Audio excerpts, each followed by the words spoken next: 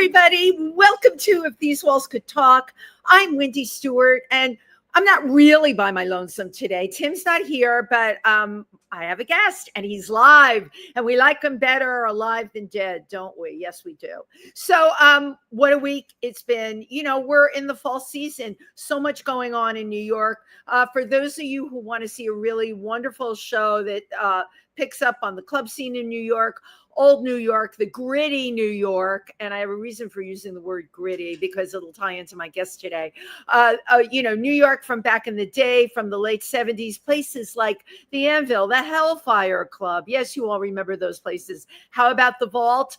Ephraim Gonzalez has a wonderful show at the Soho Project, and you simply must get to see it. Just really wonderful pictures from back in the day, but they are very relevant now. We have to keep our New York history out there, right? Because I'm sure a lot of you know history is being rewritten, and what's being rewritten is often not the truth. The truth is in those photographs. Okay, I said my sermonette. Shout out to my amazing friend Tret Tierney. I gave an incredible birthday celebration for his 65th birthday, but I swear to God, he looks like he's 45. And we had it at a place called The Factory that, lo and behold, it's a bar restaurant now, but it seems to be Edie Sedgwick from The Factory lived in that building. Couldn't think of anything more fitting to have a party at. And I met so many of the most interesting people there. This is why we live in New York. This is why we go out. We love meeting interesting people. And speaking of which, I saw an amazing play last night, Alexander McQueen's play, which is at a place called The Mansion over in the Highline District. Yeah, I had to think about that. Yeah, you can tell I never go over there because I had to think about it. I don't go over there all that much because it's so far, but it was an incredible play. It's about Alexander McQueen, for those of you who followed his career. Amazing talent, batshit crazy, and a lot of amazing talents are, but the way the entire show was crafted completely blew the audience away. It was brilliantly done. And of course, we got to see all the clothes. And they have at intermission, they have like a little mini museum where they have on display Alexander McQueen costumes and shoes. And yeah, it was just wonderful. So the clock is ticking on that show. We've only got a few days left. So make sure you put that on your roster. It's Alexander McQueen. It's at the Mansion and not to be missed. This Saturday, you can catch myself and Lady Clover Honey and Dorothy Bishop and Evan Lawrence at the Boxers Halloween show. It's called The Zombie Show. It's being produced by, of course, the Imperial Court of New York. I forget who we're raising money for, but that's what we do, which is really wonderful. It's all Halloween themed. And this is like one of my first Halloween performances of the season, right? And now it's just going to mushroom out from there. What else did I want to tell you? Oh, and on a personal note, I went to a wonderful family reunion. My relatives, a lot who I haven't seen in 35 years, and you can only imagine a lot of cousins that were babies 35 years ago are now all grown up now. A lot of people I didn't recognize, a lot of people not there because they've gone to the other side, as I like to say, including my wonderful husband, Alan Kaplan, but I felt very much like he was there with me. But it's really great to get together with people that you haven't seen in so many years and just like catch up and get people's perspectives. And I will say most of the people at my family reunion agree with me about what's going on in the world. There you go. That was a very neutral way to say that. Okay, now I have a little something here. I'm going to give you a little clue about my guest today. You may be wondering what this phallic thing I have in my hand is, but if you look really close, hold on, I'm going to hold it up to the camera. Look at that. You can tell it's a rat tail. So I have a little something to tell you very special about today's guest. My guest is a playwright, a performer, and a director. And the show is called Detonation Rat Cabaret. It's happening at Theater for the New City. And you know what? I love when my guests get into who they really are, who they're playing, who they're feeling. So without further ado, I'd like to introduce you all to my favorite rat in New York, JC Augustin. Come on down. All right, there you go. All right, and we're all in there. It's so fun to have you here. We're gonna move that back a little so people can totally get the full flavor. Look at you, my God. You're all like cute and furry. And thank you. Yeah, move over a little bit more this way because I don't want them to miss anything. We're trending, New York rat realness, baby. It is. We're serving rat realness here today on If These Walls Could Talk. You're so much fun. I always love having you as a guest on this show. The last time was Whiskey River. It was the Crocodile Show. The Crocodile Show. I had you on for that show, and then before that was Whiskey River. Amazing. This is your third time. So much fun. Yeah. So you're always so much fun. You're working me. You're working me. I want more. No, you know what? I have to just share this with my audience. I love JC because he is so incredibly creative.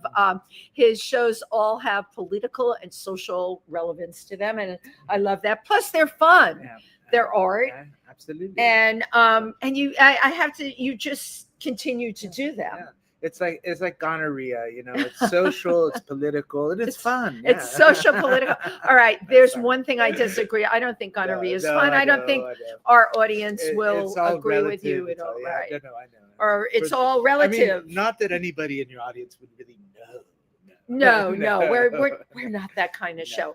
No judgments on this part. Did I hear a little squeak out of you? No, I just said we're squeaky clean.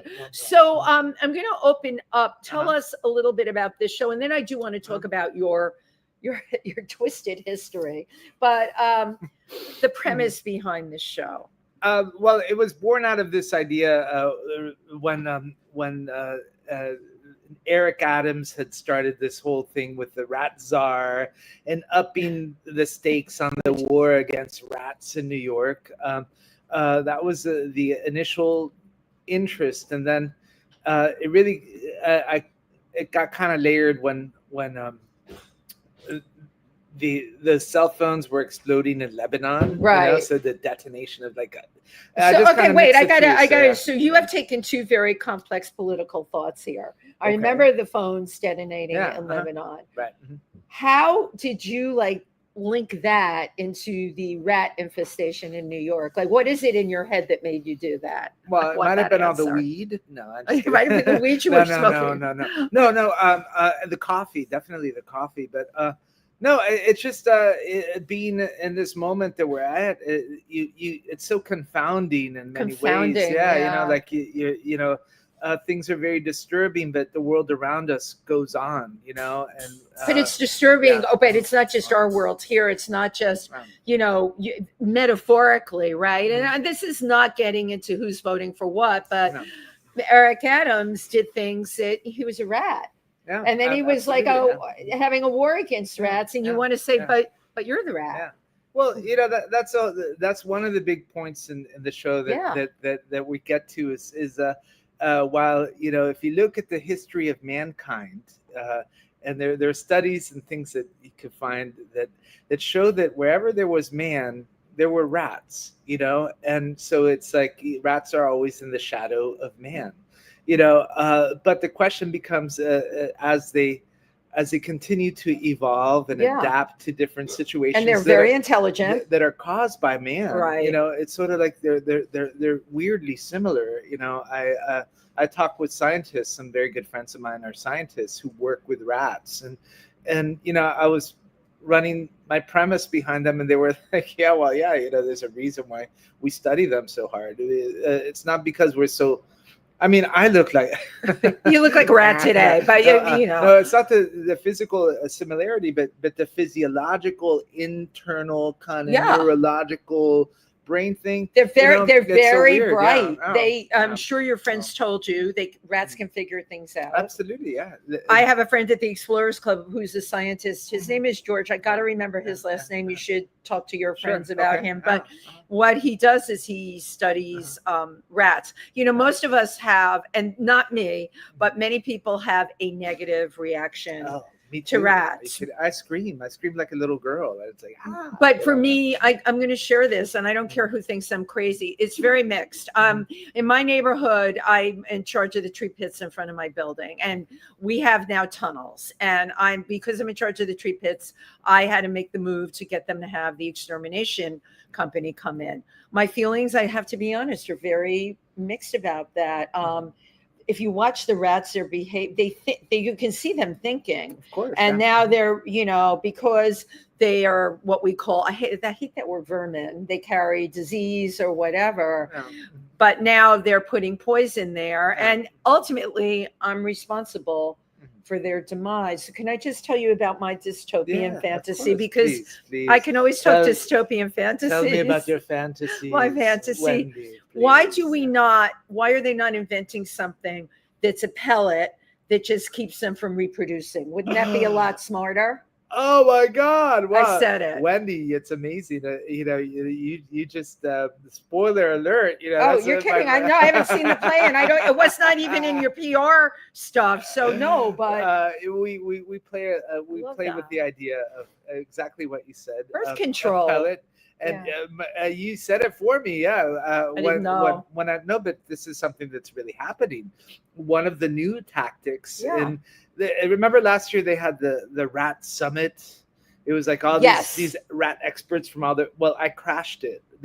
Kathy Karate, the rat czar, I met her there, and she of course she did. She very nice lady. I liked her, but she kicked me out. She was like, Why did you get kicked out? Because I walk into a room full of people with credentials, and did you have the rat suit on? No, and you didn't even have the rat suit on. No, I was trying to look like them, Right. And but I couldn't when I pulled out my notebook and sat in a very conspicuous seat. I was looking for a seat in the back, but all the back seats were taken. Right. I'm sure it was packed too. Yeah. But once you walk in, you have to go. You can't not. But why would I'm confused. Why wouldn't they let you stay? Because everybody there, it was like a top secret thing. They didn't even announce where it was. So how did you find out? Because I know people in the city. I know people and they knew people. Yeah, exactly. So I found out that it was at Pier 57. And I went and I snuck in, and I took out my notepad, and somebody was talking, and then Kathy Karate, the rat czar, she comes and she taps me on the shoulder. She does one of these, like, hey, what, you shouldn't be here. But she very gracefully gave me the right contact. But it was sort of like this top secret thing. But they were talking about birth control for rats. Wow. And that just opened up a can for me, because I was thinking, wow, birth control is just a step away from sex. And, so that like kind of turn fucking, you on? Yeah, absolutely. I was like, yeah, absolutely. I didn't expect that to be the answer. No, it just gave me something to write about, something to go that's kind of fun. And Emilio, who's here, will tell you. Who we're going to bring on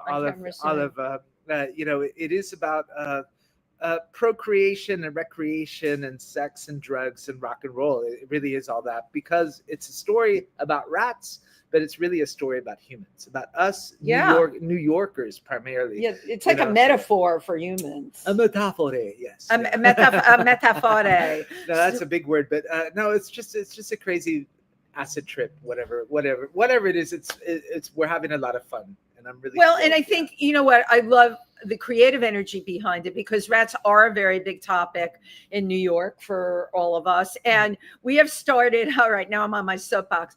I'm totally for recycling when I'm out in Pennsylvania for a compost, totally. We've started it in New York, and I know the composting things are secure or whatever, but now I have to be honest with you here. My feelings are a little mixed, because I have to say to myself, are they really taking it and putting it in compost, or are they emptying it and then it's going in with the rest of the garbage? Let's put our cards on the table here, which is going to make rats come. No, you know where it's really going. Tell me where it's going. The Jamba Juice smoothie. Yeah. I'll never look at Jamba Juice. They say you're such an evil rat. They're sponsors of our show, so I have to say Jamba Juice. Okay, so we got Jamba Juice in there, and I love that they're sponsoring the show because I happen to. That's where I go. You go there? Of course, Jamba Juice. I don't know if I'll still be going there. Come on, we don't know that that's where the composting is going. They're going to sue me. But it is food for thought. Pardon the pun. That now we're doing this composting thing. I think the intention is great, but I have to wonder with all the issues in New York, is it really being composted, or they're just telling us that it is? What do you think? I don't know. I mean, I hope it is because I know somebody, a guy named Gil Lopez, who is really.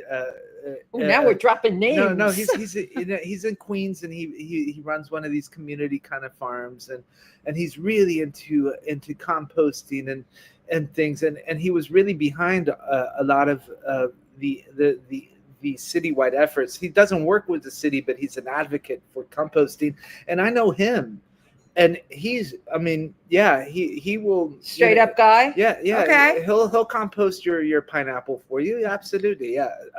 Now I don't know his relationship to the citywide thing, but if there are people like him working in it, I believe that they should be. I think his intent. I think the intention is real. I guess it's the reality of New Yorkers. I know in my building people are doing it. Wow. But I have to wonder. Well, I'll tell you one thing. I do maintenance, meaning I take out the trash. You take out the trash. And I clean the toilets at Theater for the New City. I love it. And we have a compost bin because everybody has to have one. Well, that's a very cool place. And I'm telling you, I'm the one who has to empty it out. And they're Coke cans. Pizza boxes. Right. Like people. Right. Like, what? I'm thinking it's everything. These people. I'm sorry. Yeah. It's okay. You can let it go. Nice. But I hear you. You know what? You're doing the work. No, you're doing the work. You can talk. No, but I'm not gonna. But it just makes me think like, God, people just don't get it, or they just don't want to like put. But yeah. So I imagine that those composting bins citywide are full of all kinds of who knows what, styrofoam.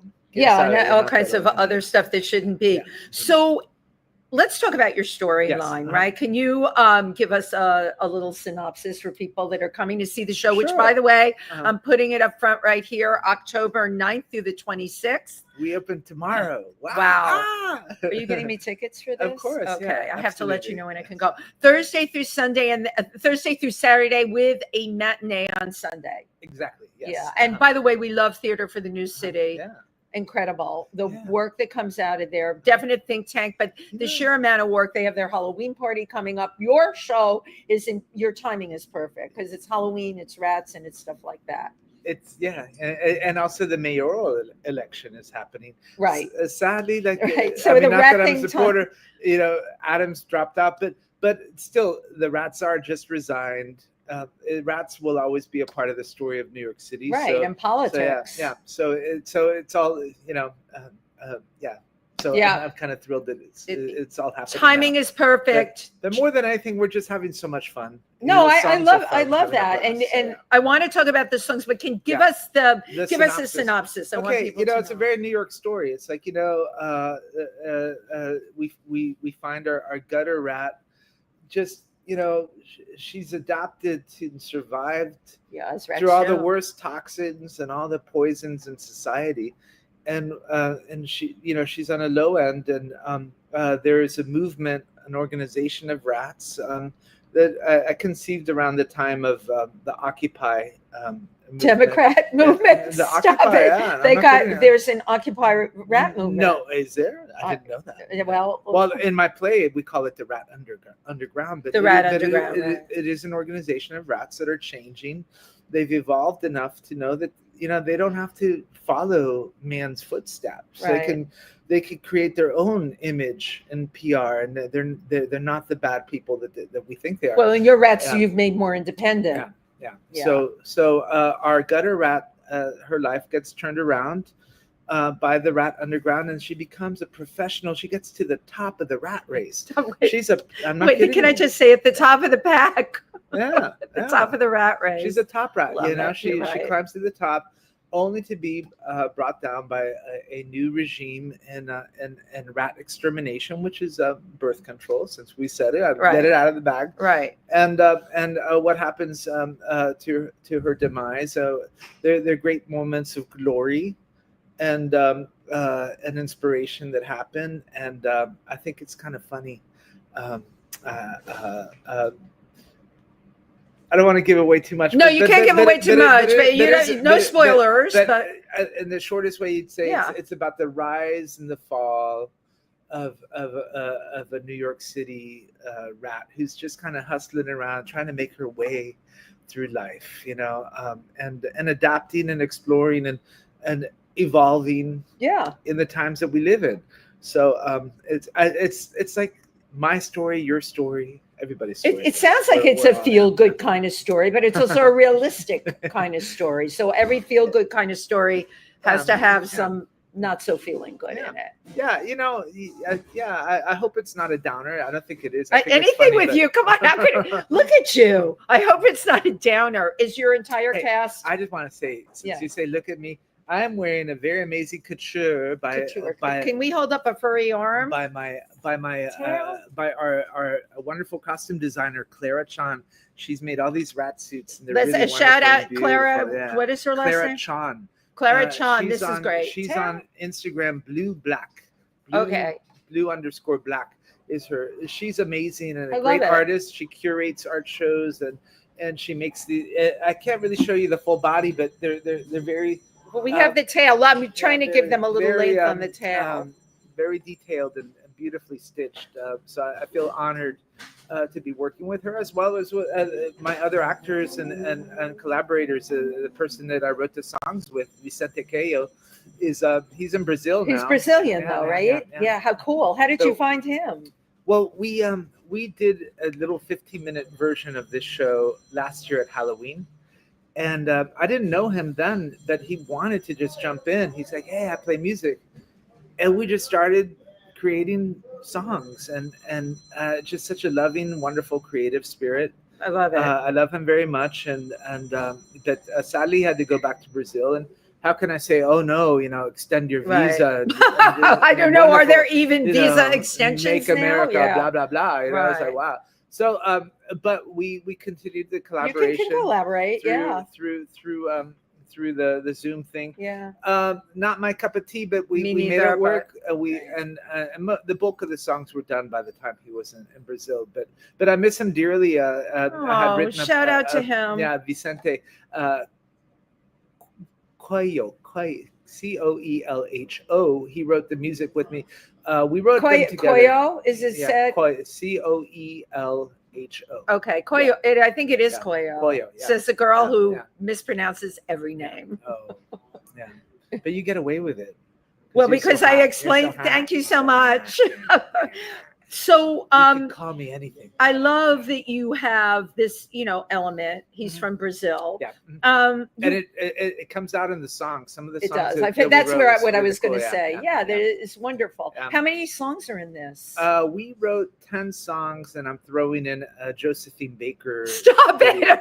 No, Josephine Baker is like. I love it. No, but I love it. Yeah, she's amazing. So we have a character that is somewhat of a goddess. She's not a rat. She's a skunk. I'll tell you, she's a skunk. Played by the amazing performer Bryce Payne. Okay. And if you know Bryce, you know that it's just out of the box crazy. And a beautifully artistic, amazing. What Bryce is dressed up like a skunk, right? They're a skunk, and it's just amazing performance. I'm so thrilled. Wow.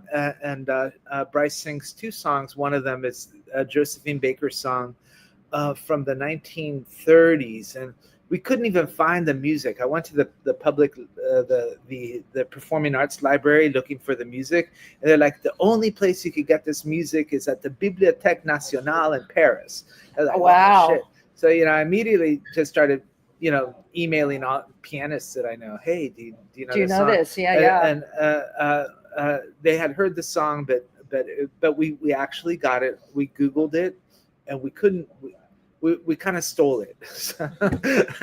Said it right here. No, you know what's going to happen, and this has been happening. It's a good thing I don't have it recorded and I'm playing it on this show, because I'm getting these warnings from Facebook that I'm using music and they are putting something on my account about monetizing. I know you have to be really careful. You know what? I have to ignore it because I don't know what they're talking about. I use, what do they call it? Copyright free music. Yeah, for my openings. Yeah, you have to be careful though. Yeah, you gotta just flip your hair. And you just have to, say, like, fuck you. flip your tail and just say.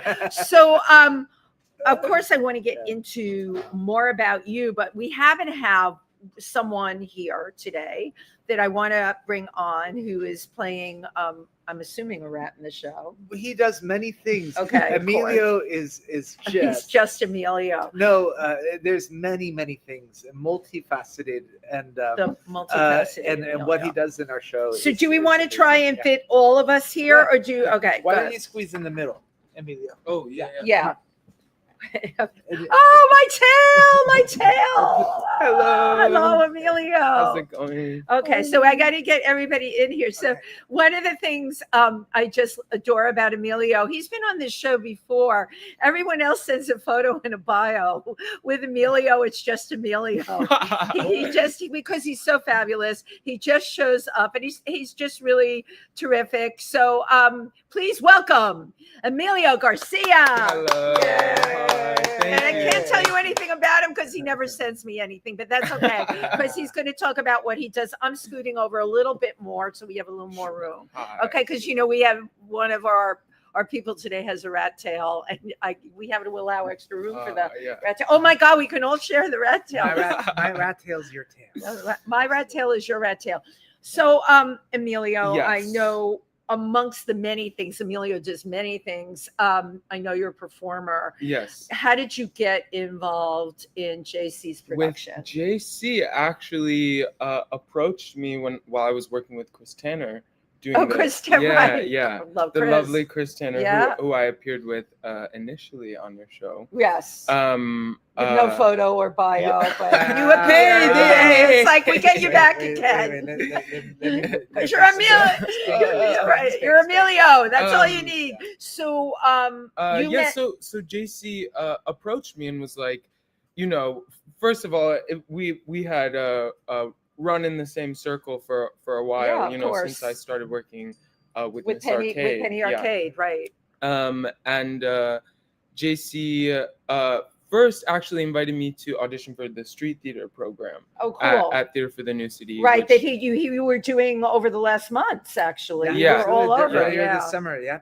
And it was fabulous, and I got to work with the legendary Crystal Field. Right. And everything. Everything. And legendary, who does so much for the amount of production that comes out of Theater for the New City is completely blown away. I want to have Crystal on the show. I want to have her on the show. Totally she's the wisest person. Just a wise, and wise and generous and committed. The real deal. The real And authentic. a tough cookie. Yeah. Go on. So through that process, JC asked me to join the cast. Okay.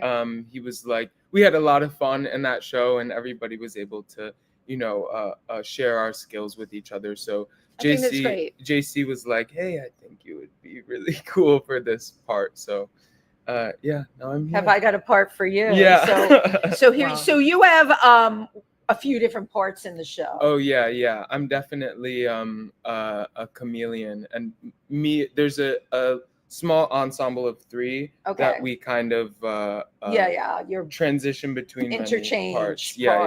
Yeah. What's your favorite part that you're playing? You must have one that you like more than anything. Well, of course it has to be Splat. It's Splat. Wait, hold on. Splat. Yeah. SPLAT. Oh yeah. Okay. And that's how JC offered me to be in the. When he pitched it to me, I was Splat. like, yes. I was like, I don't even care what it is. Yes. So and JC's just like such a magical mind. When I came to that's what we call it. It's a magical mind. Yeah, that's what it is. When I came to the table read, I didn't know what to expect. I wasn't familiar with JC's work.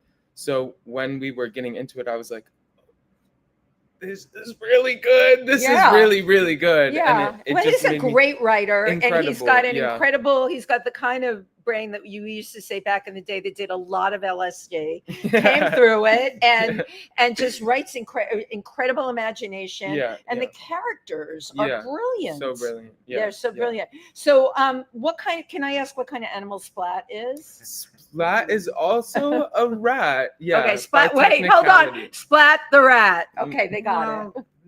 Not really. You could explain better. I mean, I don't know how much you want to. Without giving it away, right. Is Splat not just a rat? God, this is so, we're like doing haikus. Is Splat just not a rat or something else? That's a haiku. Well, Splat is a conundrum in a way. A conundrum. Splat's a conundrum. Splat is it could be seen as the product of the New York City rat war. Definitely, Splat is genetically engineered, and he's. You use a lot of different elements of now in your shows. So this character is genetically engineered. I'm very sci-fi. I love sci-fi. I don't understand science, but I like fucking. JC, it's not so sci-fi anymore. They're genetically engineering. You know, they can do this with babies. Reality, with embryos.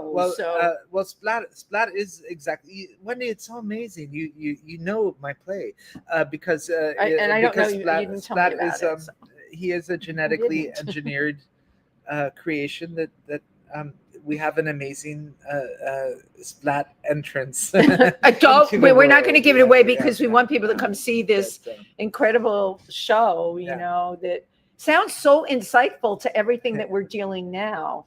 Yeah, thank you. I hope that it will be. I think that it is. You know, from my biased point of view, it hits all the points. And of course, when you're creating and directing, you want to try to find a way to connect, and you don't, I feel confident. I love it. It's great, but you never know how people take things, but that's why you put the show up there, and you just do it. We're not always creating for audience. Why we create these things for ourselves because we have a story to tell. And a message. You have a lot of messages in the kind of work that you do. My bottom line message is shake your booty. Have a lot of fun. But no, Amelia. In your rat suit, shake your booty and your rat tail. Here we go. Let's just do one right here. Woo! Shaking the old rat tail. I just want to say, like Emilio, you has been a really amazing presence. I'd never worked with you before we did the summer thing, but immediately the summer thing is this, your voice is like a beacon, an amazing voice. Well, and a beautiful mover. And so I love working with people who just want to contribute, and you got that. So I feel very honored and blessed to be working with you. And doing this because he's also helped choreograph. Emilio's Penny is so intuitive. Penny Arcade is so intuitive with people that she meets. And when I met Emilio, I'm like, who is that? He's so cute. She's like, that's my new assistant. And then she was going out of town. She's like, you can hire him for pet sitting too. But I didn't know anything more about you other than you were assisting Penny. But I knew you had to be of a certain kind of mind to be able to do that, right? She's unbelievably creative and brilliant. Well, I must say, like, I owe it to people really giving me the opportunity, But you were what I'm saying, Emilio, none of us would have ever found you. Really. There's too many layers to go through. And there you were, and you started meeting everybody in the scene who totally I looked at you and I'm like, oh, he's got to be doing more than, I knew it. And then you pop up at Chris Tanner, the first show, which I missed, the second show, which I was here for. And I'm like, Jesus Christ, he can sing. He can really sing. And he's a performer on top of everything else. And your sensibility lends itself to this kind of work too. Yes, yeah, very much so. Like John Vaccaro would have loved you. Thank you. Oh, thank you. Absolutely. Yeah, John Vaccaro would have loved you, but I've only seen you in this kind of work. Mm-hmm. Personally, I think the sky is going to be the limit for you. There's going to be a lot of, I do comedy mostly. Yeah. I'm not pigeonholed into it. It speaks to me. It's what I love. I'm not serious. I'm delirious. Yeah. But in your own career, I really think that, you're going to be breaking down walls and doing incredible things. Thank you. Thank you. And I mean, it's all what I'm constantly reminded of doing this work and working in the world that I do is that this is like the greatest foundation I could ask. Oh, for you? Yeah. Yes, because this foundation speaks to you. There are a lot of actors, they would be like, hey, what, right. Like when I first started in this business, I saw Penny Arcade. Mm-hmm. I had no idea what she was doing. Yeah. Zero idea what she was doing. And I'm like, oh, that's theater. I remember she was on stage peeling an onion or cutting an onion with no clothes on. Yeah. And I didn't understand it. It only took like years later to not only get heard of, for me to understand Charles Bush. When I was in college, everyone's like, you need to see this. I'm like, I don't understand. I don't understand. You understand early on. Yeah. You are a very wise soul. Why do you think you're such a wise soul? Oh, I don't know. I always say I have granny issues.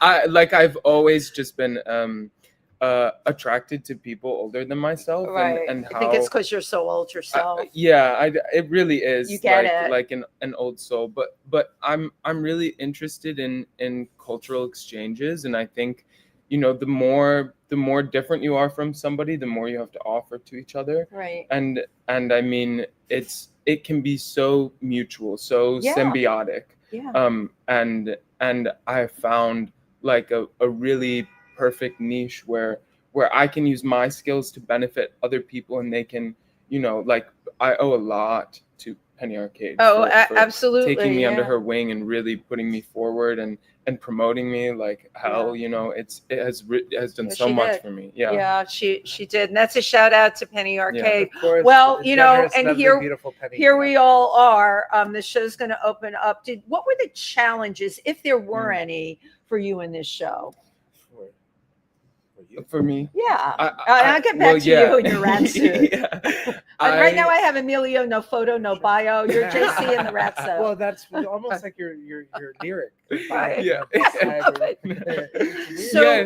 So were there any particular challenges in these roles? You have a few roles that you're playing.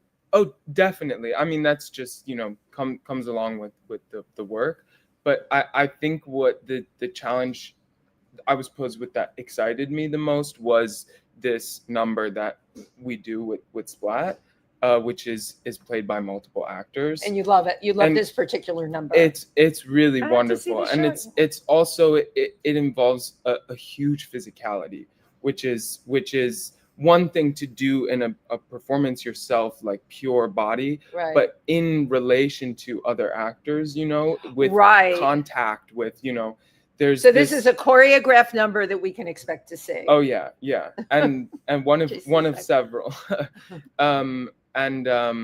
it's very guttural. It's very primal. Gritty. It's very gritty. Again, I haven't seen the show. The number's inspired by big Iggy Pop. Oh, I love it. Wow. Early Iggy Pop and the Stooges. So yeah. So yeah, I would say that number has been like the chief challenge, in terms of where I was putting my energy and how. Well, because you're working with other people in a choreographed number. Yeah, you really have to work off of other sensibilities. Very much so, and it's no like partner waltz. Like it is a twisting sort of it's congealed. And to take on these qualities as a whole, we're like an amoeba. So I love that, and that's how I saw it. You become, and you can tell me if I'm right, one organism. Absolutely. Okay, that's how I saw it. And again, I don't know anything about this show. I'm just going. It's what a mass. Splat is a mass of particles unformed. you know. That's so why you know, splat is splat. got all the ingredients, but they're not quite together. But I really part of it's been one of my favorite things to see is how you and Sam and Mia, Samuel and Mia, are the other parts of the triad, and to see these people just congealed. You guys are congealed. You guys are wonderful, and you guys are doing more than just splat. Your sanitation workers and your rats, but you're really sexy rats. They're really helping. They're really, you guys are sort of like the holding up the house in a way. It's very nice, and you guys are so generous. It's really wonderful. Yeah. Well, I think from everything I'm getting from this in a show like this, the cast really has to have the same chemistry to be able to sense each other and work with each other in such a way. You can't. I've done productions where there's always one or two that go against go against the grain, and you're like rolling your eyes, and you're like, oh dear God. Well, I mean, it's not that hasn't happened. Right. We got to work with it. We all have to go to the process to get to where we are. Right. And thankfully, I think we're in a really good spot of that process. There were some heartbreaking. I mean, I've talked with other directors about the process, and there's always a level of the word that these two other very great directors that I've spoken to, just casually, they bring up the word pain, which is like, you go through periods of pain. What's growing pains? Growing pains. It's like fucking pain, but you stick in it and you adapt. You grow and you keep your vision, and you work with the people that want to work. And make it happen, and it's so inspired. Like to be on this end of it is wonderful. But thankfully, this process, the pain has been minimal. I mean, not that it wasn't.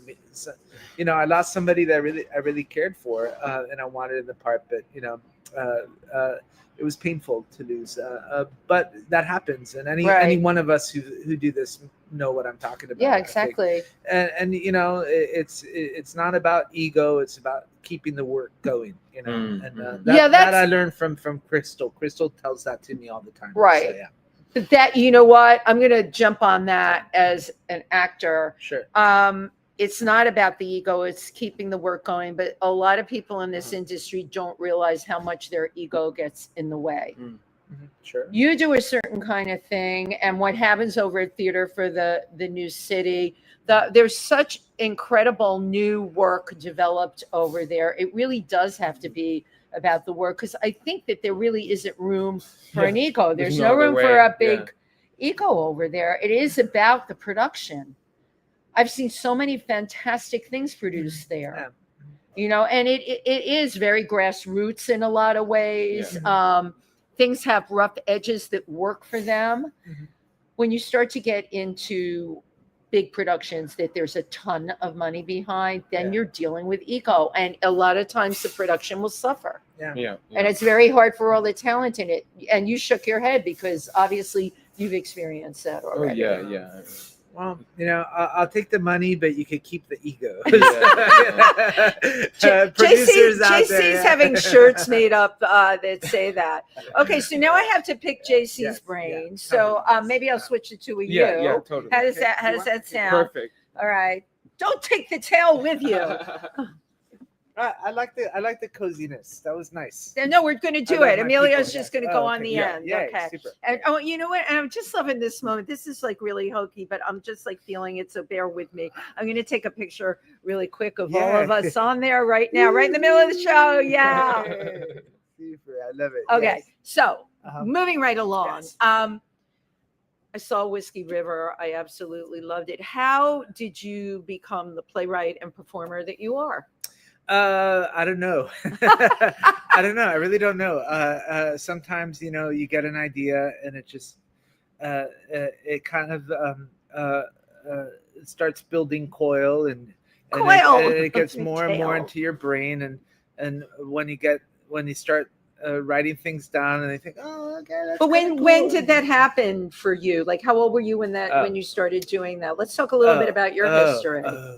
Way back when. When. No, I think sometime in middle school. I learned that I was my stories would would win little awards. You did win awards. Yeah. Did well, people, not there wasn't scholar type of thing, no, but it was like a creative writing class. Yeah. And I would read my stories and people would like them, and that was the first time I really thought that yeah, cool. Did other kids get you in school?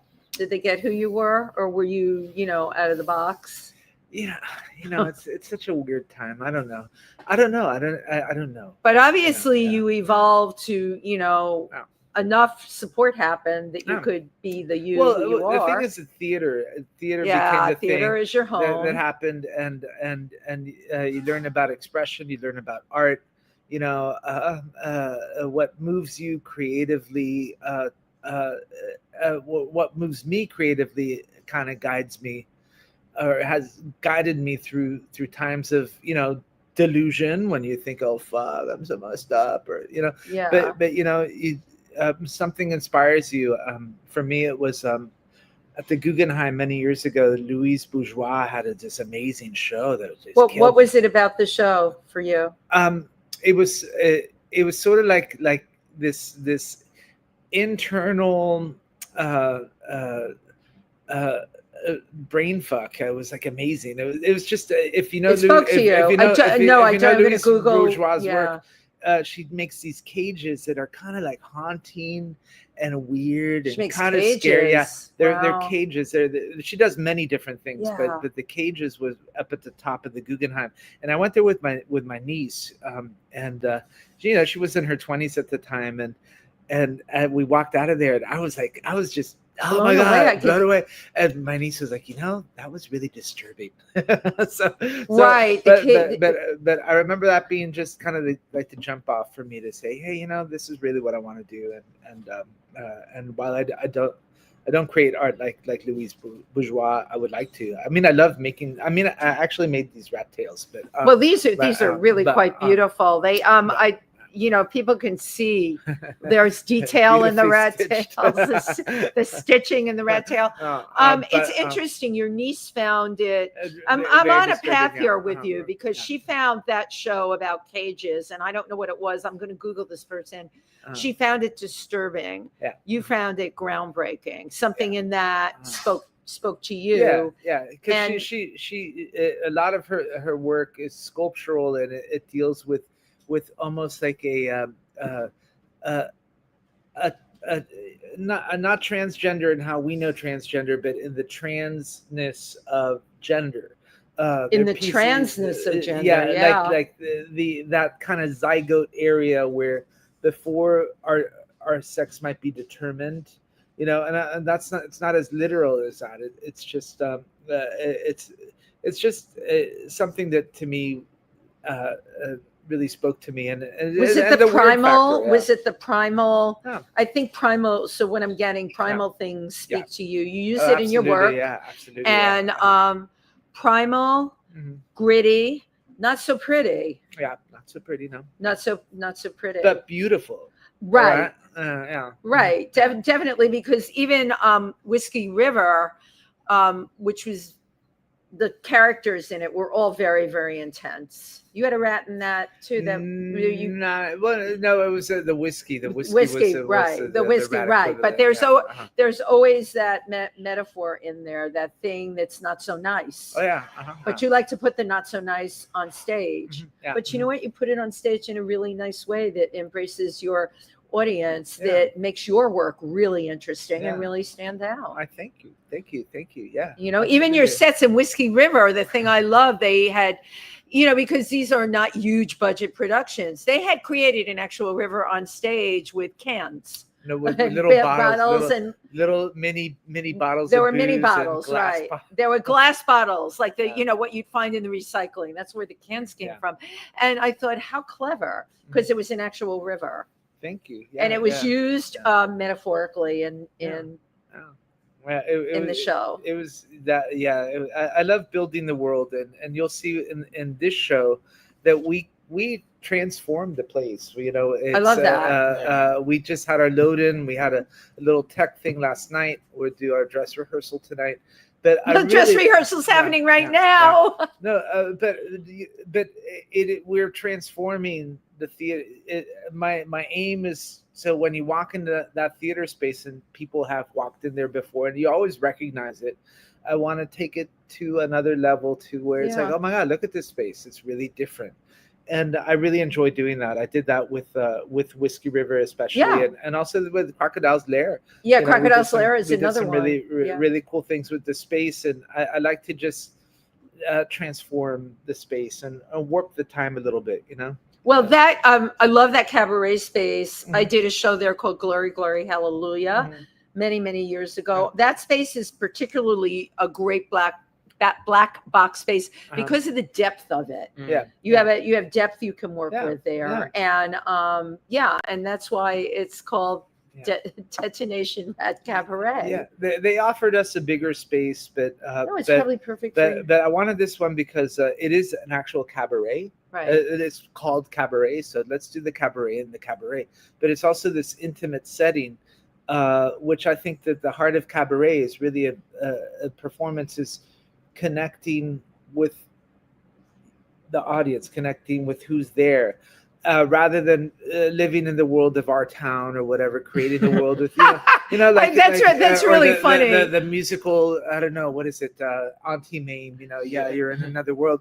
No, this is connecting. We're breaking the fourth wall, and we are these wacky weird characters, but they're just like you. We are you. Just like me, I'm a wacky weird character. Did you just call me a wacky weird character because I have a rat tail around my neck? We are having some special guests to be our opening act, and because we have a little opening act. You do. Period. Yeah. See, I didn't know anything about that. Well, I'm telling you now. I'm telling you now. If you want to come and be a special guest and do a little set for us, I would love to. People would take their seat. Be good. Do you want to? Would you like to write a rat piece for me? I'd like to do something that was apropos. I want to write a piece for you and Tim. Oh, that would be great. I don't know what kind of animal that would be for you guys. But I'm a rabbit. Everybody knows. I live with rabbits. Everyone knows. I am. No, lactomorphs. They're lactomorphs. Say rabbits don't like being called. They're not. They're actually lactomorphs. What's the lacto milk? You know what? I never thought about the Latin roots of it, but they're called lactomorphs, rabbits. There you go. Emilio learned something too. I did. Come back on the set, Emilio. Yes, good over there. We go. Emilio is listening to port, as I said. So I feel like we're on the Coney Island roller coaster. We are. My shows are all being on the Coney Island roller coaster. I have some comments which I can never see, but all right. Hello, dear friends from Dear Rose Trentman. Let's keep the original history intact. Yeah. Okay. Are we doing that? Yes. And Rose will see you in Boxers on Saturday. Yes, indeed you will. And when do you bring the most interesting, fascinating guests to your show? I sure do, don't I? Thank you, Rose. Thank you, Rose. And Rose, of course, is a friend and is interesting and fascinating. And Emilio, you have met Rose at many things. Yeah. Here we have Luis Alex Smith. Tell me who that is? I don't know. All right. Well, Luis, all comments are great, man. Yeah. Hola. You have to show off that you speak Spanish fluently to make me look bad. Oh, no. I'm just joking. I'm just going, hola, Luis. I screwed it up already. No, darling, you always look great. Okay, absolutely. Thank you so much. You know what to say. And of course, our wonderful producer, Cameron Cole, who his film is now in a number of film festivals, which is really exciting. You can find out more about Cameron Cole on social media. Cameron wrote, just going to say it, Emilio is adorable. Everybody says Emilio is adorable, which is why he doesn't need a photo or a bio, because all he needs to do is show up. Right? He's adorable and he can do the work and he shows up. We need to get these preconceived notions of what you need to be in this industry. Right. Although when I was putting the PR together for this show, I needed a headshot from JC, and everything he sent me, he was in a rat costume. I'm like, I have to send this to my publicist. But we did pick the best rat costume one that you had, because you wear the rat costume. Well, Wendy, it's not a costume. No, it's who you are. No, but you're not. There are people, I have to say, because we're talking about rats today, there are people that are definitely rat-like, and you guys know what I'm saying. I meet people, and they'll be talking to me, and there's something about them I find mistrustful, a little devious, the way their eyes are, the way their eyes move, that again, I'm intuitive, it's a little rat-like, and I make a mental note. I mean, I think I don't know, but why is the connotation for rats mistrustful and devious?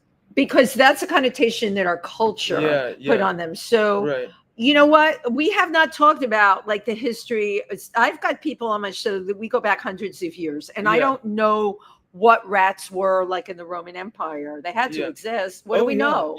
What do we know about them then? I think I mean, I have a limited knowledge of rat history, but I do know that they like JC formerly mentioned have existed wherever throughout history. And pretty much the same way they exist today. I mean, they're clearly exposed to very different things. Right, but I wonder if they were so negative here in New York, rats and dirty and disease. Yes. What can you share about rats? Rats come from Norway. Right. Rats come from Norway. Right. It all started in that Norway. Song, I once loved a rat, or it's Norwegian rat, isn't Norwegian it? wood? I loved the rat, or shall Norwegian I say, rat. he once loved No, Norwegian rat. No, but they're Norway rats. But the Norwegian, the Rattus norvegicus is a big part of our show. And that is, by the way, the largest rat. I want to share that with people. Well, they're the ones that thrive all over the world. But we get into the Norwegian creation myth, and which does include, if you tweak it a little bit, rats. See, I didn't know this. And the cosmic tree of life, and this is deep for real. There's a Norwegian Nordic mythology. Is it connected to Vikings? It might be. Absolutely, wow. Yeah. So I'm putting that in ChatGPT when I go home. But you'll see. We get into it in our show. We address it. You do. Yeah, absolutely. I love that because that's a piece of history. Now it's a good question of how they got to Rome, but I don't. I can answer that. Tell me. Yeah. They came on a ship. Of course. Yeah, of course they came on a ships because rats were. That's how they made it all over the world. Yeah, exactly. Oh, I'm so smart! I just blew myself away. Came on a ship. So a cruise. They were on a Holland America Line cruise. How did Americans get to America? On a ship. On a ship, right? And this is common sense. Okay, I'm going to throw one more thing into this. We all remember science in school, right? And often they would do rat experiments, which they were just humane, and usually a kid would take the rat home for the summer or whatever.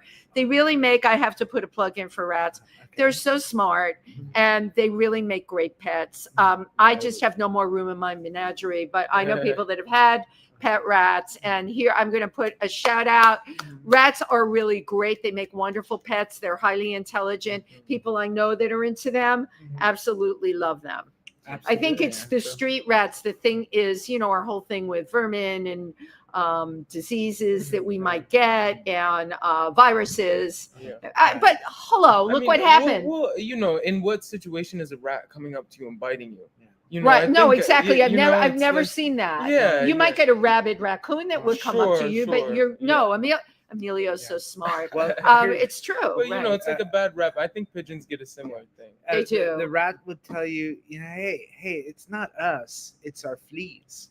Right. Because the fleas are really technically the vector for disease are the fleas. As are the tick and the deer. The rat would say, it wasn't us, it's our fleas. It's the fleas that live on us. So we're going to talk birth control here. Maybe what you're saying about the fleas, why not come up with something in that feed that they can stop the fleas from reproducing on the rats. I'm coming up with all these ideas. I'm trying to change the way we perceive rats in our society. Yeah. Well, welcome to the Rat Underground. Welcome to this is what the Rat Underground is all about. It's about changing the perception. We're changing the perception here on If These Walls Could Talk. I loved having you all on here. It's so wonderful to be here. Oh, it's great. So Theater for the New City, October 9th through the 26th, Thursday through Saturday with a matinee on Sunday. And you can go to Theater for the New City, their website, and order tickets for this. I highly suggest that you do. It's only $20. I know. And you that's another thing. Cabaret. Right. Yeah, it's a full-on cabaret. And that's another thing. They always keep the prices reasonable there. Yeah.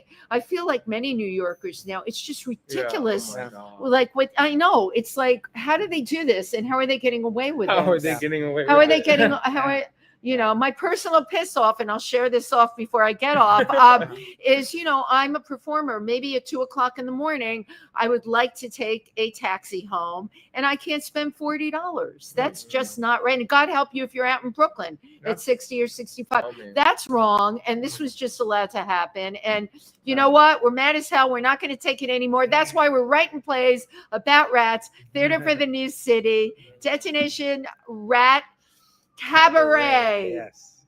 October 9th through the 26th. Please come. Thank you both. You're all got great guests. Thank you, Tim. Goodbye, everybody.